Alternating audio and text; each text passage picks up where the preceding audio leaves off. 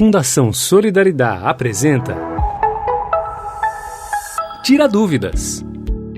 Sejam muito bem-vindos, citricultores e citricultoras. Está começando agora mais um podcast do projeto Fruto Resiliente. Eu sou a Daniela Macedo, coordenadora de campo da Fundação Solidariedade. Nesse episódio do Tira Dúvidas, a gente vai conversar com o Dr. Agnaldo Piscopo. Ele é cardiologista e intensivista e a gente vai falar sobre um tema vital, que é a saúde de quem trabalha no campo. Doutor Agnaldo, muito obrigada pela sua participação. Gostaria que você se apresentasse e a gente começa a fazer as perguntas. Muito obrigado, Dani. Obrigado pelo convite. Parabéns pelo trabalho. Eu sou cardiologista, sou médico, cardiologista, intensivista.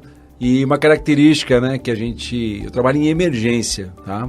Há muitos anos. E trabalhei por muitos anos também no helicóptero Águia de São Paulo. E atendi muitas ocorrências rurais. Eu moro em Araras atualmente, sou chefe do pronto-socorro aqui da minha cidade, e a gente mexeu, nós atendemos intercorrências que acontecem no campo. Então, é uma oportunidade muito legal, você que está assistindo a gente, fica por aí, tem muita história, muita coisa que a gente com certeza vai trazer bastante coisa da experiência do que a gente já fez e como você pode prevenir para cuidar da sua saúde no campo, dos seus colaboradores e também, a gente sabe que tem muita gente que trabalha com a família, por que não da família também? A gente vai começar falando sobre o risco químico, e na atividade rural, uma das formas de combater as pragas e doenças das lavouras é utilizando os agroquímicos, os famosos defensivos, Então eu queria conversar um pouquinho com você sobre esses riscos, de intoxicação, formas de prevenção, Sobre intoxicação, quais seriam os sinais mais comuns de alerta imediato que a pessoa pode sentir logo após o contato com um agroquímico? Então, isso é uma coisa super importante, Então, primeiro, se você está usando um produto que pode fazer mal à sua saúde, um defensivo, a gente tem que primeiro prevenir a intoxicação. Então, importante saber os sintomas que a gente está intoxicado, mas mais importante é a gente se prevenir para não ter nenhum tipo de contato com o produto, seja no preparo, na manipulação, na aplicação, e a gente sabe que muita gente subestima isso, principalmente os mais experientes. Só que tem dois problemas. Um é o efeito cumulativo, que nós vamos falar daqui a pouquinho, e o outro é que você pode ter uma exposição um dia diferente em relação ao vento, que você está com uma roupa que pode absorver mais, como você disse, se a pessoa está suando, tudo mais. Os sintomas da própria intoxicação, principal é aquele mal-estar indefinido. Enjoo, o cara começa a ficar enjoado, mal-estar, dor de cabeça, visão turva, começa a sentir um mal-estar não definido e com os casos mais graves, se nós falarmos dos organofosforados, nós vamos ter alterações importantes como salivação, pode ter alterações de consciência, pode ter fasciculações musculares, mas esses são os casos mais graves. Só que isso, o grande problema, ele acontece de uma forma muito sutil. A pessoa às vezes está lá com a máscara, mas está exposto com a pele, tem aplicação, vai estar aplicando o defensivo. Sem luva, sem o conjunto. Sem o conjunto, aí o que acontece? Tem contato com a pele, absorve na mucosa, absorve numa situação que você acha que não vai acontecer nada. E os maiores problemas acontecem quando você acha, é uma área pequena, só vou lá porque teve ali uma praga ali, vou aplicar um pouquinho e dá aquela bobeira de fazer a aplicação do produto sem as normas de segurança. Então, fundamental, EPI, sempre. Começou com sintoma, tem que se afastar e procurar ajuda médica, porque tem tratamento, tem antídoto. E aí é importante.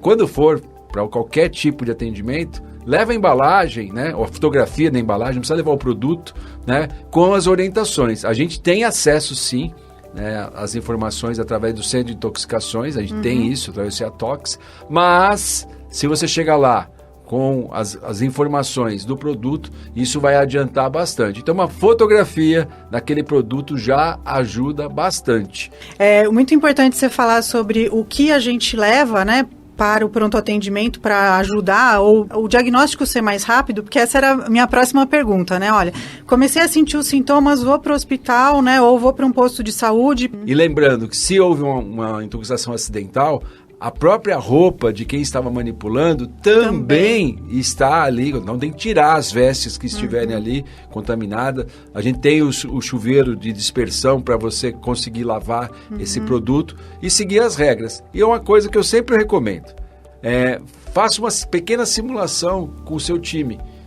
Para onde você vai, como vai, quem vai levar, como vai fazer, e saiba orientar quem vai manipular aquilo, quais são aqueles sintomas que estão relacionados a tudo isso. Não é para beber leite, tá?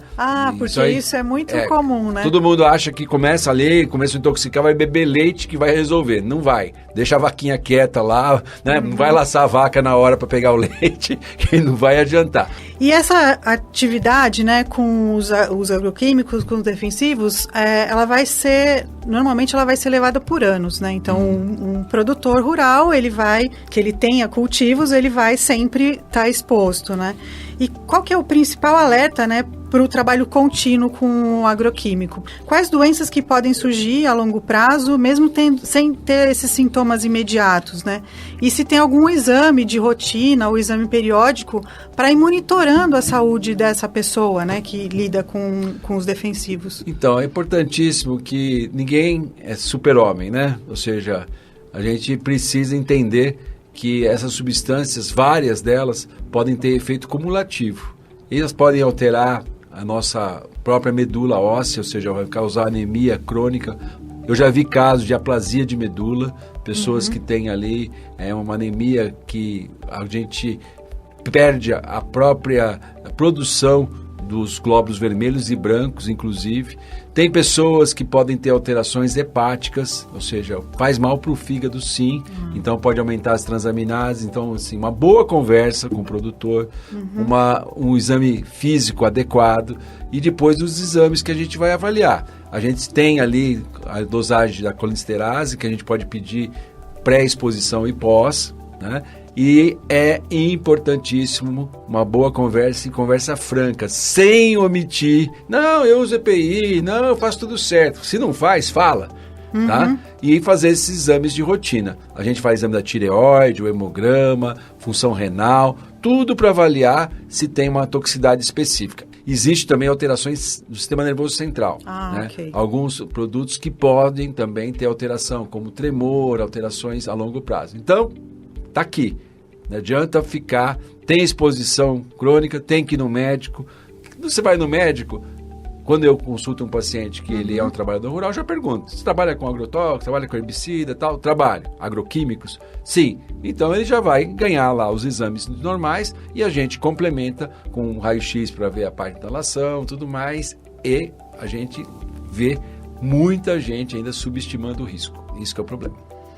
Então, a gente não pode deixar quieto. Então, tem que ser honesto com o médico. Lógico, não pode mentir. Além de ter toda essa prevenção que você comentou, né, de sempre usar o EPI, manter também os exames em dia e quando consultar o seu médico de rotina, falar a verdade, né? Bom, falando agora dos riscos físicos e ambientais, né, o trabalho com máquinas e ferramentas é a causa de muitos acidentes e que pode, inclusive, serem fatais, né? Qual o principal cuidado preventivo para evitar traumas e acidentes com equipamentos e implementos no campo? A gente vê e orienta bastante os nossos produtores, né, a sempre usar os equipamentos de proteção coletiva, né? Mas nem sempre isso é seguido à risca. O que você mais percebe? Olha, assim? Você acredita que nós vamos de Araras, né? Que é aqui a cidade do interior de São Paulo. Você acredita que em Araras, alguns anos atrás, nós tivemos mais mortes por acidente de trator do que por motocicleta? Eu fui estudar isso porque é um negócio que teve assim um número expressivo. Tanto que depois a gente começou a ter ali, a estudar e algumas campanhas para isso. Então, lógico, são máquinas pesadas, né? Os implementos agrícolas eu já atendi diversos acidentes no campo, muitos mesmo. E a gente precisa, de novo, prevenir, né? qual é ali o que você vai estar utilizando, estar descansado. A gente sabe que as pessoas têm jornadas aí nunca sobre efeito de álcool ou medicamentos que possam diminuir o seu reflexo. Então são acidentes que ninguém acha que vai acontecer. Então, primeiro, prevenção, seguir as normas de segurança, habilitação, tudo mais, estar familiarizado com a máquina e ter treinamento. Sim. Treinamento. E para esse caso também se aplica aquilo que você comentou anteriormente, né? Da equipe estar preparada Sim. para atender a emergências, né? Então, se acontece algum acidente, o que eu faço, onde eu levo essa pessoa, né? Muito difícil, Esses acidentes que acontecem no campo são difíceis para nós. Por quê? São locais que muitas vezes a gente não tem geolocalização. Então, primeiro, onde eu estou, né? É importante. Se tem sinal, né, de celular. E uma coisa que eu sempre oriento. É importante, por exemplo, se você estiver no campo, vai ligar 192, que é o SAMU, você vai passar, tá, onde você está. Então, e se tiver alguém que possa conduzir até lá. Perfeito. E a gente também tem, né, no ambiente rural, o risco de animal peçonhento. E qual que é a dica, né, de prevenção essencial e mais importante, e qual que é o primeiro passo após uma picada, enquanto se busca essa ajuda médica, né? Eu acho que você até ia falar, não precisa levar a cobra, né? Não leva a cobra, viva, né?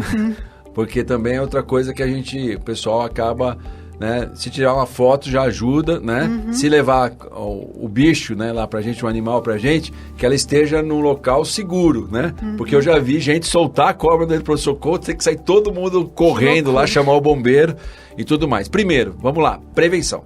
Então, são aí as botas, as polainas, né, adequadas, pessoa que quando vai colocar a mão em algum local, né, não colocar a mão em locais suspeitos, vai fazer, por exemplo, tem um monte de lenha lá, o cara vai colocar a mão lá, cascavel gosta disso, Sim. ou escorpião, então já sabe que vai ter problema, até luvas, tudo mais.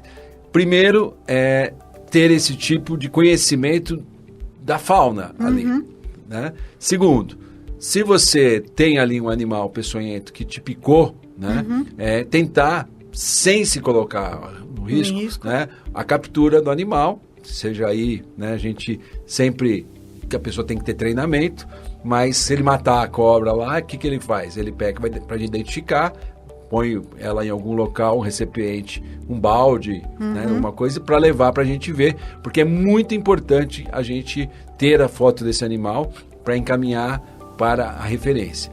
E aí a pergunta que eu faço para você que está ouvindo a gente, se alguém tiver uma picada de cobra, aonde você está? Qual que é a referência do soro antiofídico, ou antiaracnínico, ou antiescorpiônico, de onde você está? Se você não respondeu ainda, tá errado. Você tem que saber. Porque nem todo hospital tem soro. Sim. Entendeu? Por exemplo, quem está aqui na região de Araras, a Santa Casa de Araras. Ah, mas eu tenho convênio com a Unimed. Vai perder tempo. Que lá não tem. Nós somos a referência desse. E Leme, a Santa Casa de Leme. Conchal não tem. Então a gente sabe. E cada local onde a gente está falando tem que saber qual é a referência. Picou, o animal está lá, capturou ou não, tá? Tem que levar para o hospital. Como é que leva para o hospital? De preferência, faça com que aquela pessoa não caminhe, ou seja, não ficar andando porque o veneno circula. Não faça torniquete, não corte nada, não faça sangrar, não aperte, não faça nada, tá? Deixe o membro na posição de conforto do paciente, no mesmo nível ou nível abaixo, sentado. Acidente de escorpião. Mais cuidado, principalmente com as crianças. Tá? Então, o escorpião, ela pode matar a criança, sim. E nós tivemos um caso recente aqui. Ele ataca, o escorpião, o veneno dele ataca o coração. Tá? Caramba. Faz como se fosse um infarto. Principalmente crianças abaixo de 7 anos, tá? Crianças menores cada vez pior. Os adultos normalmente têm mais dor local, tudo mais. A gente faz analgesia e normalmente não precisa de soro. E as aranhas, depende muito do tipo de aranha. Normalmente é isso que a gente faz e a orientação é sempre procurar orientação médica e não deixar para o dia seguinte. Né? Porque o tempo ele é diretamente proporcional aí à melhora. Eu lembrei também você falando sobre essa questão de nem todos os hospitais, nem todas as cidades têm os soros antiofídicos. A gente tem uma lista também que a gente pode disponibilizar para os nossos produtores. E o pessoal fazer esse exercício, né? Porque as pessoas só pensam no problema quando acontece. Sim. O melhor de tudo, né, é não acontecer. Mas se acontecer, já saber para onde como vai, fazer. Porque senão acaba tendo problema. E por fim, o trabalho no campo está sujeito às intempéries do tempo, né? Então, muitas vezes sob o sol forte, aí, ainda mais com essas mudanças climáticas que a gente nunca sabe como é que vai estar, né? Então, o que o senhor alerta sobre a exposição solar continuada? Qual que é o principal cuidado para prevenir doenças de pele e outros danos no longo prazo? Olha, você viu que interessante, né? A gente, talvez o produtor que está aí, né? O pessoal não imaginava, né, que a gente ia falar de sol, né? Sim. Eu acho que de tudo que a gente falou, em termos de mais frequência, o sol e o câncer de pele é o que mais tem risco e é mais frequente. O câncer de pele, o carcinoma de pele, ou seja, o basocelular. Então, pessoal que tem pele clara, que é pior, mas se mais moreno também, né? A gente passando por muito tempo e ainda mais com essa poluição que nós temos, com a redução da camada de ozônio, a gente tem exposição aos raios ultravioletas. Então, com certeza, tem que se proteger. Qual que é a proteção? Melhor de todas, mecânica. Sim, tá? que é a manga. Eu adoro pescar. Entendeu? E gosto, chapéu, tá? Cobrir as áreas aqui, ó, a orelha, tá? Porque a orelha, que a gente esquece, né? Você falou um negócio fundamental. Você sabe aonde tem mais câncer em homem? Na nuca. Porque não tem o cabelo. Porque não tem cabelo, né? Então, colocar proteção. Eu, quando vou pescar, eu sempre uso uma proteção como se fosse um cachecol, mas não é. É proteção mesmo de UV. Importante a gente usar camisas de proteção, tudo mais. E o protetor solar. Mas não tá sol. Não importa. Não importa. O ideal é que quando você sai de casa, tá, já passar o protetor solar antes de ter exposição. Lesão suspeita. Então, você tem lá uma lesão, uma pinta, tá, uma lesão escurecida, que você não sabe se é algum problema, tá? Vai no médico, porque a gente tem que olhar e biopsiar, né? Então, tem que se proteger com tudo que tem direito, chapéu, boné, proteção. Não adianta pôr um boné e a orelha ficar para fora, né? A nuca ficar de fora, né? Tem que usar proteção total, luva, tá lá no trator, tá tomando sol aqui na mão, né? Então é importantíssimo ter isso. E lesões suspeitas não é para ficar enrolando. Tem que ir no médico, dermatologista, porque de tudo que a gente falou de intoxicação, a gente falou do acidente, falou do acidente ofídico, né? Às vezes a pessoa fala, nossa, morreu o cara porque o bambu entrou no abdômen.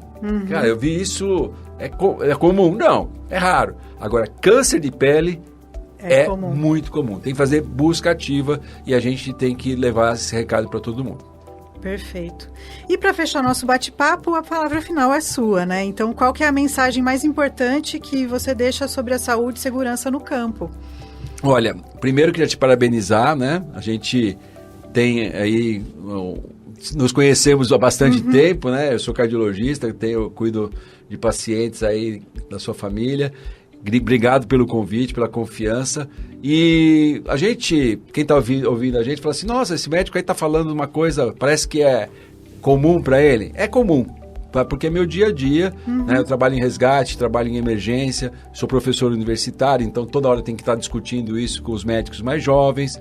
E o Águia, né, que eu trabalhei muitos anos, e também no SAMU, me trouxe assim uma maturidade em relação a esse tipo de atendimento.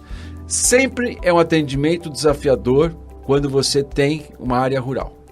Qualquer coisa. Nós falamos aqui de coisas que podem estar relacionadas ao trabalho, mas a gente também tem pessoas que infartam no campo, tem pessoas que têm hipoglicemia, desidratam. Então, primeiro, façam prevenção da sua saúde para evitar um agravo à saúde numa área que você tem pouco recurso. Então, faça o seu check-up, faça a sua avaliação, tome o remédio da pressão, controle o diabetes. Quando está um calorzão, hidrate bastante, né? Faça a sua proteção, faça aquelas pausas para você poder se alimentar. Tudo isso é importantíssimo. E lembrar que se der errado, você tem que ter o plano de resgate, de atendimento. Então, não adianta pensar só a hora que acontece. Então, quem é que vai, se o SAMU sabe onde que é, quem vai buscar na porteira, quem vai fazer esse tipo de chegada até o local. Muito, muito obrigada mesmo pela sua contribuição no nosso Tira Dúvidas. Saúde e segurança caminham juntos, a prevenção é o melhor remédio. Sim. Sempre, desde a execução do trabalho, mas também a prevenção da saúde da pessoa, como você bem lembrou. Aproveito para lembrar que se você é produtor ou produtora de laranja e quer saber mais ou acessar os materiais do projeto gratuitamente, acesse o citrusconecta.org/fruto resiliente. Lá também estão disponíveis outros episódios do podcast e um canal direto de contato com a equipe do Projeto Fruto Resiliente da Fundação Solidariedade. Obrigada e até a próxima. Eu agradeço. E quem quiser entrar em contato comigo também, no @agnaldopiscopo, tá? Vamos lá e a gente pode tirar dúvida. Muito obrigado. Muito obrigada. Tira Dúvidas. Projeto Fruto Resiliente, fortalecendo a produção sustentável de laranja. Uma iniciativa Fundação Solidariedade.